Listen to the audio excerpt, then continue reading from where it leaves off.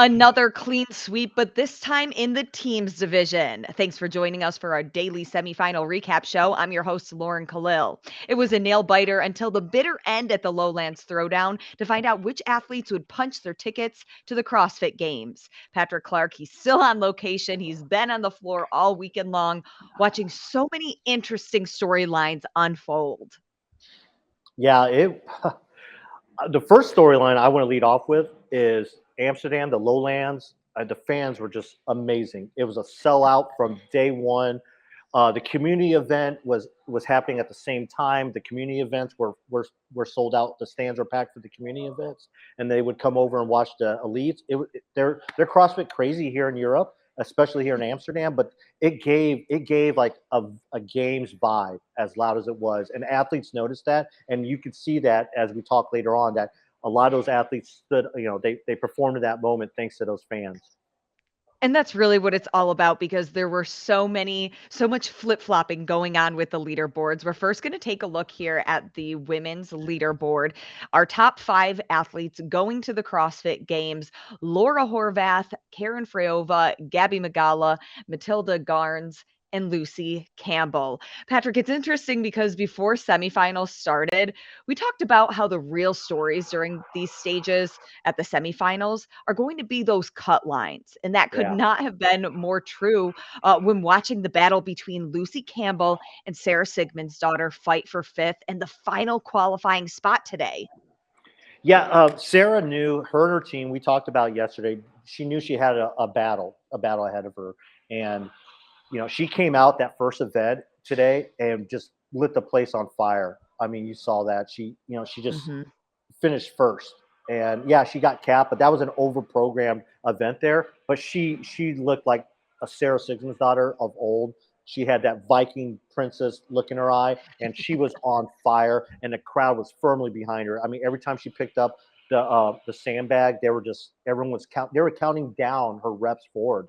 The Wow. crowd was. It was amazing, and that she was 50 points behind that qualifying spot. After that, it was almost a 30-point jump heading into the last event. So she hit that home run in that first. I guess you could. She hit a home run in that first inning of the day.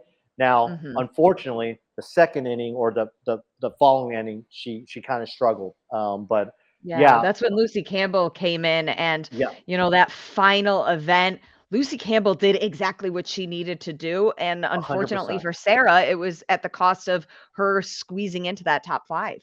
Yeah, if Sarah hit a home run that first inning, you can call Lucy Campbell. I'm going to stick with the baseball reference because I'm a St. Louis Cardinals fan. They brought in that reliever, and she just shut her down and Oh, yeah. struck her out. I mean, it was tough. That final event, Sarah, she came out. It was an echo bike, but on paper, you think that Sarah had a chance because that all the she needed some people to finish. She needed to beat Lucy Campbell, but not only that, but she needed some help, and that was the Mhm. crew to do it because you had some heavy hitters that were really good on the Echo bike in Gabby Magala, Laura Horvath, Karen Freova. Those are women that are notorious. Just they go full send on the bike. However, and I did not know this about Lucy Campbell. She went full send on that too. So Sarah got off the bike. Lucy Campbell was maybe 2 athletes behind her, but once they got on the bar muscle ups, Lucy Campbell, she beat Sarah off the bar muscle ups. She Yeah. went straight to the overhead squat. That weight was no problem for her, and she knocked them out. And as soon as she crossed that finish line, she knew that she made it. She started crying, and it was Yeah. amazing. She teared up, and she was just looking for someone to hug. And I think one of her friends was one of the scorekeepers there at the finish line. And she just like embraced her, and she knew she did it. And yeah, it was a race. I mean, it was tough because we all love Sarah, but Sarah's a gracious person. She wished Lucy luck, and Mhm. now her train of thoughts, LCQs, last chance Exactly. qualifiers. Right. It's such an amazing opportunity for Lucy Campbell, as you were mentioning, seeing the emotion come over her as she was realizing, the score isn't official yet, but I think that this is finally my year where I'm going to the CrossFit Games. But also, as you mentioned, 3 positions for the last chance qualifier. But looking at those other women, Laura Horvath doing what she Lord, does, yeah, I think she spoke in an interview. as long as I'm getting top 5 in these events, I'm going to be in a good position. And I mean, she ended her weekend with a first place finish on that event 6. This was the most relaxed I've seen Laura. And maybe it's because she's playing in front of such a welcoming crowd and being in Europe. And I don't know, it's like everything. She smiled. She was, when she was crossing the finish line, she was, yeah, it's the most emotion I've seen from her. It was great to see because obviously we're used to Laura kind of quiet natured and not showing much emotion, but she was having fun out there and it really showed and it was great. I mean, all the athletes look like they're having fun there. I mean, obviously I'm there with the camera and shooting video and shooting pictures, and I have this an endless amount of celebration shots from just every athlete Oh, and that's every what we love to see. yeah, not just from winners, from just people finishing their heat. It's great. But yeah, Matilda Garnes was in that second spot going into that last workout, but she got leaped. Karen Freyova, man, she is. Yeah, you put her on a machine, she's pretty unstoppable. And yeah, she jumped in that second spot, and then Gabby being Gabby, kind of snuck into that. I mean, she's stayed in that third position and it knocked Matilda down to the fourth spot, and then Lucy took up that fifth spot. But it's great. We're having a lot of first time. Well, maybe not first time. Matilda, it'll be her first time as an individual, I believe. Mhm. And Freyova, she made it during the online games and also during the national champion season 2019. So she truly earned it this year. Yeah, going to And be interesting to. Oh, before this is the guy that makes it happen. who's here? This is the guy.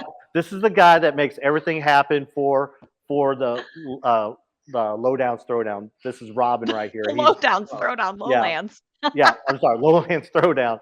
I'm just You're tired. Yeah, I am tired. But this is the guy that makes it happen. He put on a great event, and I just want to say thanks for putting on such an awesome event. Thank you. Thanks, Robin. But Thanks, Robin. yeah. Oh, everybody's tired. How much sleep have you gotten, PC? Your Whoop score You did saw it not this look morning. great. Woo. Did not look great. It said 3 hours, but I think I just closed my eyes. I think it lied. It did Yeah. lie, but yeah, everyone is tired. But yeah, that was basically it was crazy, and the environment, the women, they stepped it up, and it's good. It's refreshing to see some of these names, some of these names that Yeah. we're not used to, you know, on that leaderboard, and they're traveling to Madison. Right. And we're going to have so many good developing stories through Morning Chalk Up to get to know some of these athletes better in the build up to the games. Now, as we turn over to the men's side, our top 5 men going to the CrossFit Games: Lazar Dukic, BKG, Uldis Upanix, Mortiz Feibig, and Enrico Zinoni, all going to the games. This is also a interesting group of men because 3 through 7, they were the big stories throughout the weekend. Going into today, there were several ties right at the top of the leaderboard, making these 2 final events count even more for the athletes. Oh yeah, everything was on the line. Going into that final event, there was five, almost 6, realistically, that were fighting for 2 spots. Because obviously, Lazar, BKG, and Uldis pretty much had locked up the top 3 spots. But going into that last position, the last event, you had Adrian Munweiler, I believe, was in 4th, and then followed by Enrico, and Luca was like 1 point behind that 5th spot. And in 7th was Moritz. So he was in 7th going into that last event and finished 4th. Or no, Wow. he was in he was in 7th. So he made almost a 50-point jump. He won that last event. He sold it, and yeah, it was great. I mean, it's just that's a guy that I've been he was one of my picks, by the way. Shout out to our shout out to Brian and Tommy. I think Brian got me in the Oceania, but I think I made up for it in the Lowlands with my picks. But yeah, Moritz, he was loving it. The crowd was just on his side.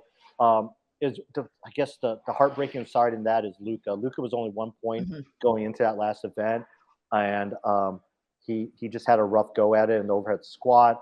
He crossed the finish line. Lazar hugged him, and Lazar was under impression that he finished and got that spot. And then Luca was told by his coaches, his misfit coaches, that he didn't get it, and yeah, he was heartbroken. But Sure. but it happened last year with him. But last year it came down to the last event, and he made it to the games. He still has a chance because he's in that last chance qualifier. And Adrian Munweiler, the rumor is that he was telling people afterwards that he's not going to accept his last chance qualifier spot.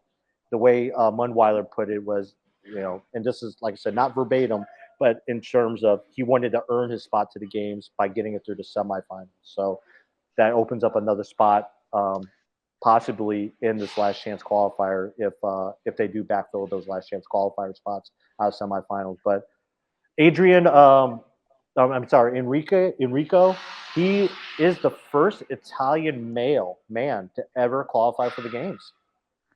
Wow, that's impressive. And Exactly. again, I love how many new names that we're going to be getting familiar with, because I think the sport is kind of at the stage where, not that the veterans aren't qualifying, because Mm-hmm. obviously we're seeing that happen. I mean, Cara Saunders, this is going to be her 10th CrossFit Games, but it's Yeah. kind of like a new wave of athletes as they start coming up. Going back to the men's side, though, the events today, I mean, we had Uldis Upanix. He just flew past everyone in Yeah. event 5 after the handstand push-ups. But then what was interesting is watching some of the athletes deal with no reps at those sandbag cleans. It really made a Yes. difference in the end results for that event. So it was explained during the athlete briefing that they must have it, on top of their shoulder, not to the shoulder. So a Ah, lot, okay. yeah. So that's where a lot of the no rips was happening, and bravo. I mean, bravo on the judges as well, that they're also told that they needed to be locked down their knees and Mhm. standing straight up when they did that. It wasn't, and a lot of athletes weren't doing that. So bravo for them for making those calls. And Oldest he's kind of a shorter athlete, and he does have a lot of a great engine, and he made he made short change of that. He did a great job at that, and he won 2 events, I believe, and then a second place in workout 3. So he's someone that kind of went under the radar too, especially being a games veteran. He's been to the games quite a few times, but I know I didn't pick him. But yeah, I think it was. Brian Friend has been picking him for the past Yes. year or maybe 2 years. He's the one Yeah. that really has told us, keep an eye on that athlete. Hmm. Another interesting thing though is going into that final event, that final heat for the men, there were 5 people fighting for only 2 spots. Yep. Yeah. That Like doesn't like I happen that often, being that close of a no. point spread. Exactly, and Moritz probably had the biggest mountain to climb, and he conquered it. Um, yeah, to just win that, just he made 100-point jump in that, and yeah, he was so super happy. He was racing down. He was racing down. He was in lane 1 or 2. He was in lane 2, I believe. And when he was running down, and usually you don't pay attention to the outside lanes in the final event, but Sure. he's running down the sideline. Everyone's standing up, cheering him on. He had his arms up. It was a victory. It was his victory lap, and yeah, he soaked it in, and he's been living in the moment, and he's came a long way, and he just recently just signed on with John Singleton for Mm. the down to train down Mallorca with Gabby Magala. So expect big things from him. I like him a lot. Yeah, we're gonna look forward to seeing all of them. On the team side, we have CrossFit Reykjavik. I mean, they're no joke. We've been saying that they're no joke, but Yep. you never really know until you finally see the team compete in person with lanes, other competitors right next to you. They went 6 for 6, winning every event. But then the other qualifiers, we have CrossFit Z- Zaruts. Zerut, Yep. Zerut's training culture, Out of CrossFit Spain. Porty, CrossFit Yep. Oslo Purple Red, and CrossFit 2150 Team Norse BL. Yep. Out of Sweden. All had it sounds like they're taking down the rigs now over there. Yeah. I'm sorry. My apologies to everyone. So we'll make this quick then. Yeah. No, it's part of it. We're at the competition, but yeah, some really great teams to keep an eye on as we head to Madison. I'm those who question Reykjavik in terms of their them being a serious contender for Mayhem. I'm probably going to Mhm. write a story on this later on this week about the viability of Reykjavik versus Mayhem. Can they topple them? Um, I think they have a chance depending on the programming. Um, you know there's only one worm workout, and that's where Mayhem excels. So Mhm. I would say typically at the games, a little less than half of the workouts will include a worm. Whether that happens this year again, we don't know. And there was only one workout here that required a worm, and they passed that test. And they practiced the worm. And someone like Khan, Tola, and Lauren, they all have experience with the worm. Teaching Annie that is no problem. She's such a fast learner, and Yami is doing a good job making sure that they incorporate at least the one workouts per day or work. Yeah, it's perfect. So they look legit on paper. You know, individually, they individually they're probably a better team, but at the end of the day, it's not an individual sport when it comes to that team event, and you still got to give the advantage to Mayhem until they're proven otherwise. But I'm looking forward to it. It's going to be a fun game. It's going to be fun to watch. I think it's going to bring a little bit more extra attention to that team division that needs that more attention, especially especially I think after this year you're going to have more super teams popping up. But a shout out to all the northern. I mean, you had Iceland, Norway, Sweden, the Netherlands. I mean, they're all up there. Spain being the lone, non-Nordic country, but they're a very impressive team. That the team from Spain. You know, they had all type. They had 4 top 5 finishes and then 8th place in the workout 6. So they're legit. They're legit. They're probably going to be probably a top 15 team at the games. Definitely teams that we're going to be keeping an eye on. When you look at the weekend as a whole, Patrick, what were some of the highlights that you're going to take away from the Lowlands Throwdown? Well, I talked about at the beginning the community. They were so welcoming. Robin's doing. They've been running this Lowlands Throwdown for over 10 years, I believe, and it's always been based on community. It's very similar to what Wilson Pock and their the 12 Labors crew's doing, but they're doing it here. But their attention to detail here has been amazing. They're just everything from having like the U.S. flag represented in a banner for someone like Lauren Fisher and Tola. I mean, you have all these European countries. They're just stuff like that. Robin does a great job. He brought in like an all-star cast of media people. Obviously, Brian was part of that production team. So if you watch that broadcast, you're like, man, this is a good broadcast. Brian did a great job on that. And I mean, here, I'll give you an idea of what the setup. They're tearing it down. But we can see it a little bit. Yeah. Yeah, this is the main stage. This is where all the elites, and in the back foreground there, those are separate stages for the other divisions. So each division had their own special stage. So this was the elite division, competition for it. But obviously, that was the main takeaway for me. And then obviously, just getting to see the European athletes competing in front of it was just a hype crowd. Laura Horvath is another takeaway. She looks good, looks very good, and she looks like she's having fun. And I think that might be something to look for. I mean, obviously, we saw what Tia did. We saw what Tia did in Oceania. Right now, I wouldn't be surprised if we had another 2nd and 3rd place, out of Europe, and I wouldn't be surprised if it isn't Laura Horvath or Gabby Magala. Such an incredible weekend. We have the next group of athletes who are qualifying that we will see in Madison, Wisconsin this summer. Patrick Clark, thank you so much for all of the coverage. We're just getting started. It's only week 1 of semifinals. 3 more to go. Yeah, I'll see everyone in Knoxville next. Ooh, so you're flying back to the States. Yep. Getting your car. Doing laundry. Doing laundry for like 12 hours, driving to Knoxville. And then Knoxville for Labor Day weekend. Then I'm off to Minnesota for Granite Games. So all for our great community. I love doing it. Awesome. And hopefully they appreciate what we do for them as well. I love it. So much fun. Thanks again for being there. You go get some sleep. I'm sure you're going to have some celebrations. Yeah. But before we go off, I got stopped by a lot of people who are fans of the Morning Chalk Up, and they just came up. They would come up to me and Brian, just shake our hands and say thank you for the coverage. That's great. And thanks for being here.